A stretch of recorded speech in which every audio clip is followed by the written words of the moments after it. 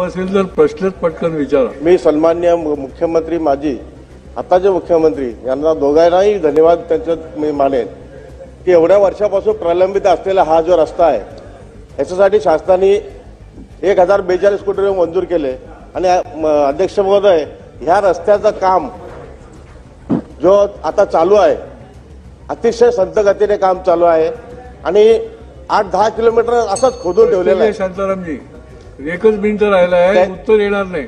त्याच्यामुळं अध्यक्ष महोदय हे जे रस्त्याचं काम चालू आहे लवकरात लवकर आपण चांगलं करून देण्याची कृपा करावी, कारण ह्या रस्त्यावर अनेक लोकांचे ऍक्सिडेंट झालेले आहेत। त्याच्यामुळं सन्माननीय मंत्री महोदय आपण या ठेकेदारावर एक तर त्याला निधी उपलब्ध करून द्यावा, त्याला विचारल्याच्या नंतर तो बोलतो की माझ्याकडे पैसे नाही। धन्यवाद।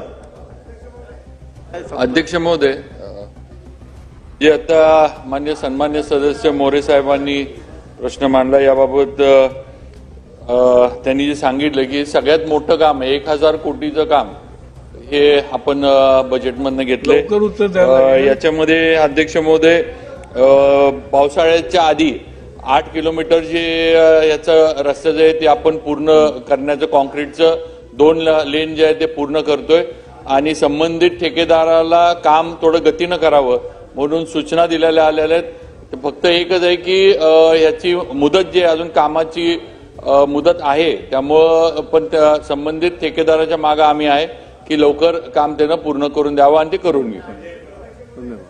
धन्यवाद। सभागृहाची बैठक